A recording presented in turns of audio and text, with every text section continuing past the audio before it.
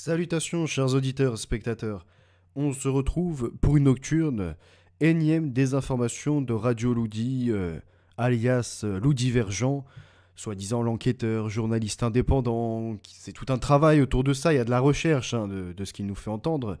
Donc il a lancé un direct, et moi j'ai donc récupéré l'image de son direct pour barrer la vérité, ce n'est que mensonge chez ce personnage. On va donc écouter un court extrait et on va voir si ces analyses sont pertinentes, tiennent la route. Donc, je vous laisse écouter et bien évidemment réfléchissez à ce qui va être dit. Tous ces gens qui ont toujours crié à l'antiracisme et tout ça, ils ne font rien. D'ailleurs, le racisme est né de l'antiracisme, hein, pour ceux qui ont un peu suivi l'histoire.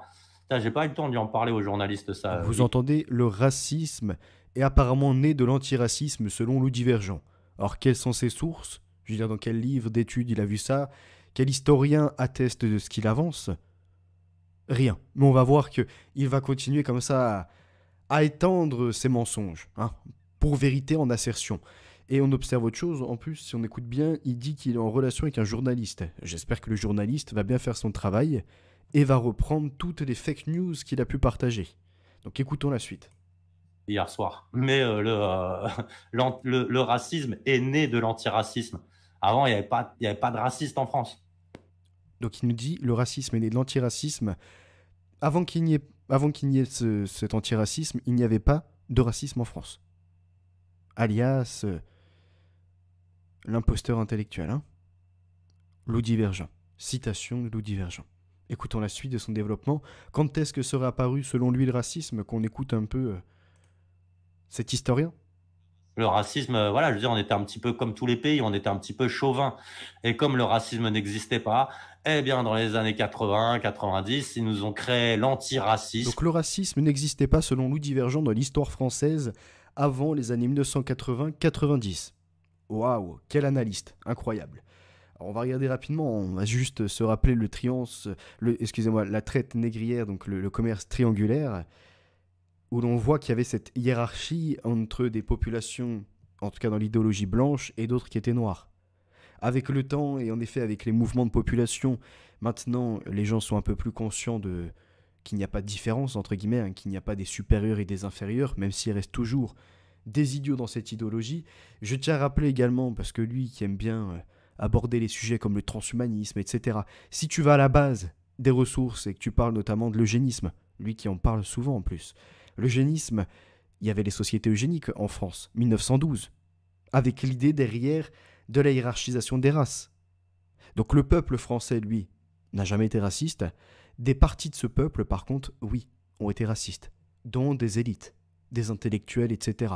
Sous la Troisième République, je rappelle qu'il y avait des manuels scolaires qui te permettaient de différencier la race blanche de la race asiatique, de la race encore noire. Donc la France n'a jamais été raciste avant les années 1980-90 selon Loup Divergent, et plus grave encore, c'est l'antiracisme qui a ramené le racisme sans lui. Enfin, c'est mensonge sur mensonge comme d'habitude. Donc je tiens à rappeler, donc on le voit, il y a les sources, vous pourrez faire vos recherches, Banque nationale française notamment, chapitre 1, les théories racialistes au 19e siècle. Waouh, ça remonte. Donc on est loin des années 1980 comme il l'annonce sur son direct. On a notamment les idées de craniométrie. Il faut rappeler l'histoire du comte de Gobineau peut-être, qui souhaite voir plusieurs espèces et par une sorte de catholicisme quand même qui est dans la population, il est obligé de se raviser, lui-même pratiquant soi-disant à parler de race. Et à partir de là, tu as toutes les idéologies, toutes les sociétés eugéniques qui vont se développer, tous les travaux d'anthropologie, de craniométrie, entre autres, qui vont étudier différentes caractéristiques, différents éléments entre les phénotypes de telle ou telle population, pour dire, voilà, on en a déduit ces phénotypes-là, on en a déduit les quotients intellectuels de ce niveau-là, on en a déduit les modes civilisationnels, etc. Eux sont supérieurs, d'autres sont inférieurs. Ce qui est horrible. Donc on a eu l'idée des races supérieures, des races inférieures, ça a été partagé. Vous voyez, il y a différentes races qui ont été, en tout cas, étiquetées. Et tout ça, c'est le 19e siècle. Après, on peut creuser, on peut aller plus loin encore. On peut arriver, en effet, dans cette Europe avec même des gens qui rejoignaient l'idée qu'il fallait faire une épuration, ce qui est la pire chose. Parler d'épuration en termes de race, c'est la pire chose. Parler d'épuration en termes de couleur, pire chose. Donc Loup Divergent ferait bien d'étudier l'histoire au lieu de s'avancer comme ça, même sur ses contes qui s'invente lui-même avec, vous savez, des noms de variants qui ont été donnés. Il en fait tout un scénario. Il reprend les billets de Roosevelt, parce que c'est en 1935 qu'apparaît sur les billets de Roosevelt, ou 1933, la notion de Novus, Ordo Seclorum, le nouvel ordre des siècles, etc. Et il reste bloqué comme ça dans ses histoires. Et sur 1 heure, il perd les gens. Moi, je fais des accélérations de 5, 10, 15 secondes. Et je suis arrivé à là, j'entends raciste, etc. Hop, je remets en arrière. Et je réécoute. Et voilà. On a Loup Divergent qui nous dit... C'est pas le premier mensonge, hein. J'en ai débunké plein des mensonges. Mais à chaque fois que je passe sur un de ces directs, il n'y a que ça.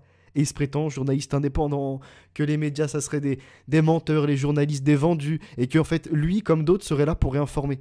Genre, il serait un courant alternatif, permettant comme ça d'être conscient, alors qu'ils réécrivent l'histoire. Vous savez, ils dénoncent le wokisme qui réécrit l'histoire, mais ils s'en font exactement de même. Comme ça, ils te lancent un direct et ils sont capables de dire qu'il n'y avait pas de racisme avant, ça a été apparu à cause de l'antiracisme en plus.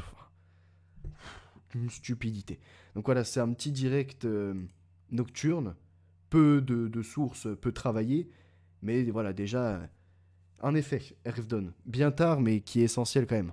En 5-10 minutes, à nouveau, on débunk cet imposteur intellectuel. Un guignol sur Internet qui se fait financer pour des productions misérables, et surtout de la désinformation, donnant à nouveau des pièces à des fact-checkers. Là, les fact-checkers, ils tombent sur ces contenus, mais ils sont ravis. Entre ces mensonges sur le graphène, ces mensonges sur les hécatombes, ces mensonges sur le D-Book, ces mensonges sur les chiffres des enfants qui disparaissent, ces mensonges aujourd'hui sur le racisme. Je veux dire, et ça, c'est ce que j'ai étudié de mon côté. C'est déjà immense. Donc ce n'est ni un réinformateur, ni quelqu'un de sérieux, à fuir. Et attention, ceux qui tombaient sur ma vidéo et qui allaient voir sa chaîne, faites très attention, parce que c'est une personne qui manipule sur l'émotionnel pour faire un maximum d'argent et qui en réalité aime juste partager ses idées apocalyptiques, ses idées, non pas de révélation en plus, hein, mais ses idées de défaitiste, sombre, merdique. Bonne soirée tout le monde, reposez-vous bien, mais c'était important de faire la mise au point. A très bientôt, la vérité est l'avenir, les valeurs sont ancrées et la victoire assurée.